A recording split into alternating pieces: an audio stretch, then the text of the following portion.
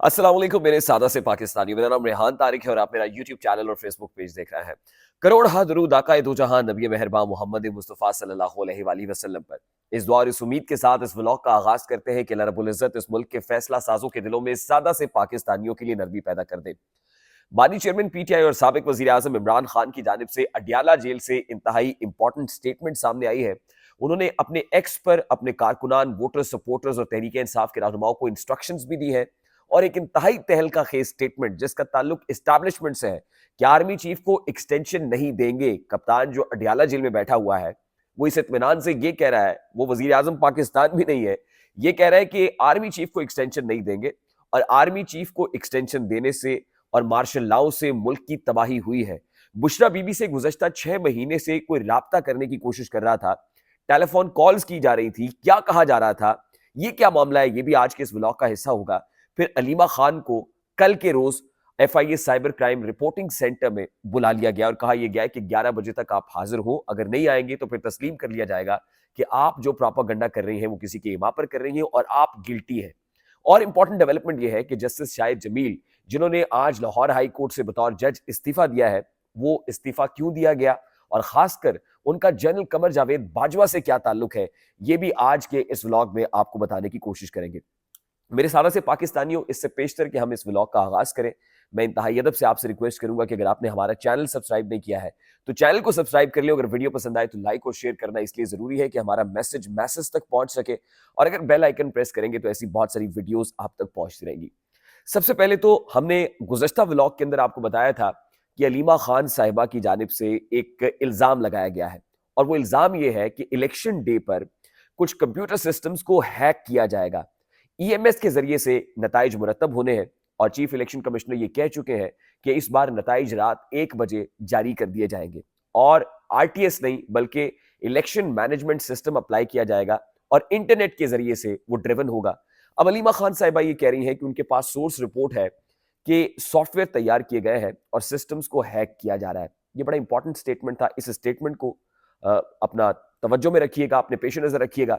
और दूसरी इंपॉर्टेंट चीज यह है कि बनी गाला में खुद बुशरा बीबी हाउस अरेस्ट है। इन दोनों इंसिडेंट्स के बाद अलीमा खान साहिबा को FIA cyber crime reporting centre में तलब किया जाना खासा मानी खेज है।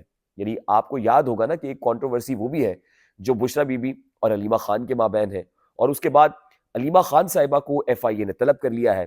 यानी अलीमा खान के गिर्द अगर घेरा तंग हो रहा है तो दाल में कुछ काला है, इसके पीछे भी कुछ दीदा और नादीदा कुव्वतें कारफरमा है। अलीमा खान से मुतालिक एक खत भी मकाफात नगर से सुहेल वड़ाइट साहब ने इमरान खान साहब की वालदा का हवाला देकर लिखा था और वालदा कुछ समझाती हैं और ये कहती हैं कि इमरान बेटा, तुम बहुत भोले हो, बुशरा बीबी के तरफ जो तुम्हारा झुकाव है वो कुछ ज्यादा है। अलीमा खान और तुम्हारी जो बहनें हैं उनके साथ अपना ताल्लुक बेहतर करो, वो तुम्हारे साथ बहुत लॉयल है। अच्छा, अब ये सारी चीजें मैं इसलिए बता रहा हूँ कि इसका एक कॉन्टेक्स्ट है और अलीमा खान को कल FIA cyber crime reporting wing के अंदर तलब किए जाने के पीछे भी बहुत सारे मुहरकात कार फरमा है।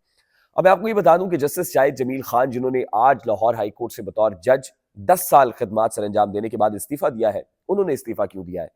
देखिए, जनरल कमर जावेद बाजवा के समधी थे साबर मिट्ठू और साबर मिट्ठू को लाहौर में रहने वाला हर शख्स जानता है, खासतौर पर एक बहुत बड़े ठेकेदार डीएचए के साथ उन्होंने बहुत काम किया है। साबर मिट्ठू को एफआईए की तरफ से नोटिस इशू किया गया था गुज़श्ता चंद महीने पहले और उसमें फिर एफआईए को नोटिस वापस लेके ये कहना पड़ा था कि गलत फहमी की बुनियाद पर हमने साबर मिट्ठू को नोटिस कर दिया है। अब साबिर मिट्टू के इंतहाई करीबी अजीज समझे जाते हैं जस्टिस शाहिद जमील खान और हमारे सोर्सेज ये बता रहे हैं कि जस्टिस शाहिद जमील खान को तो एक ग्रीवेंसेस ये थी कि वो जो फैसला देते हैं उस पर डिवीजन बेंच में उस फैसले को चैलेंज कर दिया जाता है, उनकी परफॉर्मेंस बहुत मुतासर हो रही है।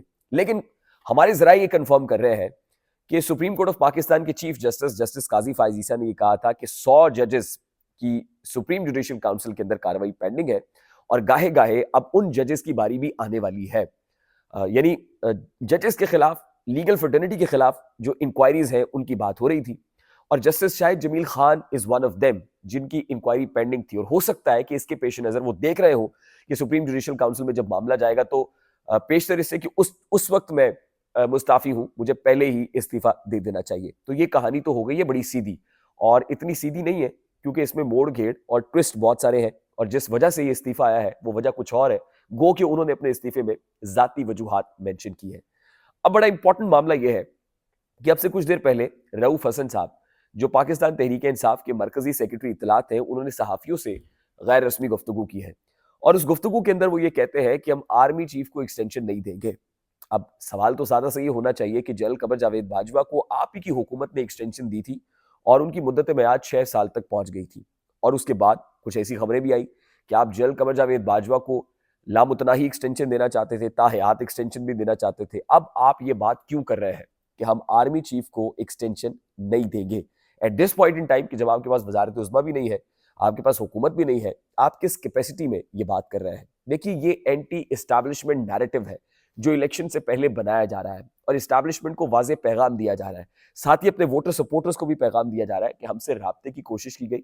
वो कहते हैं ना कि बुशरा बीबी से गुज़श्ता कुछ 6 हफ्तों से, 6 महीने से राब्ते की कोशिश की जा रही थी। वो कौन राब्ता कर रहा था, किन नंबरों से कर रहा था, वो कहते हैं मैं ये नहीं बताऊँगा क्योंकि ये किसी मुनासिब वक़्त के ऊपर हम रिवील करेंगे। लेकिन हमारे पास ऐसे सब्सटेंशियल एविडेंसेस मौजूद हैं कि राब्ताकारी की गई है। अब हो सकता है बुशरा बीबी से कोई ऐसी डील तलाश करने की कोशिश की गई हो, लेकिन बराह रास्त ये इल्ज़ाम जनरल आसिम मुनीर के ऊपर, chief of the army staff के ऊपर भी लगा रहे हैं कि शायद तासुर ये है कि वो कह रहे हो कि उनको एक्सटेंशन चाहिए है। क्या है? ज़रा खुलकर वाज़ेह कीजिए ना। और फिर आप ये कह रहे हैं कि एक्सटेंशन नहीं देंगे, तो किस कैपेसिटी में आप ये कह रहे हैं कि एक्सटेंशन नहीं देंगे? तो अभी एक स्ट्रॉन्ग एंटी एस्टैब्लिशमेंट नैरेटिव है और फिर वो ये कह रहे हैं कि जो बर्बादी मुल्क में है, वो एक्सटेंशंस की वजह से है। और फिर बड़ी इंपॉर्टेंट बातें उन्होंने अपने इस गैर रस्मी गुफ्तगू के अंदर की है। वो कहते हैं मेरी इमरान खान से भी रिसेंटली मुलाकात नहीं हुई, लेकिन पार्टी का मरकजी सेक्रेटरी इत्तलात मैं ही हूँ। बुशरा बीबी से भी राब्ताकारी हो रही है और जो केसेस हो रहे हैं वो फ्रॉडुलेंट केसेस हैं। और इमरान खान ने अपने एक्स हैंडल के ऊपर जो बातें की है, उसके अंदर भी मोर और लेस उन्होंने यही कहा है कि सबसे पहले साइफर केस का फैसला, फिर तोशाखाना केस का फैसला, फिर इद्दत में निकाह केस का फैसला, सब बेबुनियाद है और ये जो कुछ है ये मोरे करारे हैं, इसके पीछे कोई और है।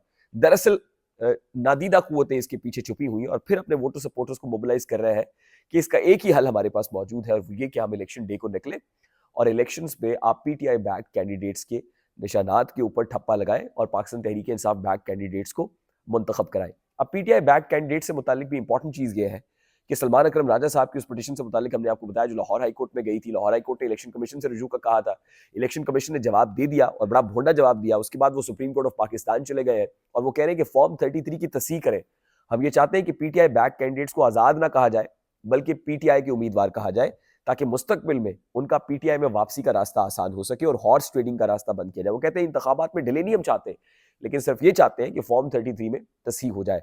अब जस्टिस काजी फायजी साहब इसको टेकअप करते हैं, नहीं करते, पेंडिंग कर दिया जाता है, इंतखाबात के बाद होता है, क्या होता है ये ज़ाहिर है, ये तो वक्त बताएगा। लेकिन एक और इंपॉर्टेंट चीज़ भी मैं आपको जाते जाते बता दूं कि नादरा के जिस डिप्टी असिस्टेंट डायरेक्टर से मुतालिक मैंने आपको खबर दी थी कि अगवा कर लिया गया और अगवा का पर्चा थाना रमना इस्लामाबाद में हो गया है, अब नादरा ने भी उस पर अपना स्टेटमेंट इशू कर दिया है कि जी हम तक ये खबर पहुंची और खासी तशवीशनाक है कि हमारे एक मुलाजिम को अगवा किया गया है और उसका मुकदमा दर्ज हो गया है।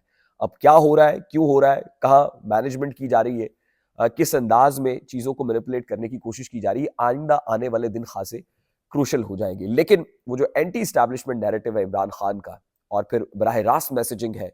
और मैं आपको ये भी बता दूं लास्टली एंड वेरी क्विकली कि इमरान खान और बुशरा बीबी ने आज अडयाला जेल के अंदर अदालत के रूबरू ये दरख्वास्त दी है कि बुशरा बीबी को बनी गाला में रखने का जो फैसला है हाउस अरेस्ट का, उसको वापस लेकर अडयाला जेल में भेजा जाए। अब इसको माना जाता है या नहीं माना जाता, ये भी अब से चंद घंटों के अंदर पता चल जाएगा और जैसे ही कुछ अपडेट्स पहुंचेंगी हम यकीनन आपके साथ शेयर करेंगे। अगर ये अपडेट्स, ये इन्फॉर्मेशन इंफॉर्मेटिव लगी हो तो आप पे लाजिम है कि इसको लाइक और शेयर इसलिए कीजिएगा कि मैसेज तक बात पहुंच जाए। अगर आप नए हैं तो चैनल को सब्सक्राइब कर लीजिएगा और अगर बेल आइकन प्रेस नहीं किया तो बेल आइकन को प्रेस कर ले। मुझे रेहान तारिक को इजाजत दीजिए, अपना बहुत सारा ख्याल रखिएगा। अस्सलाम वालेकुम।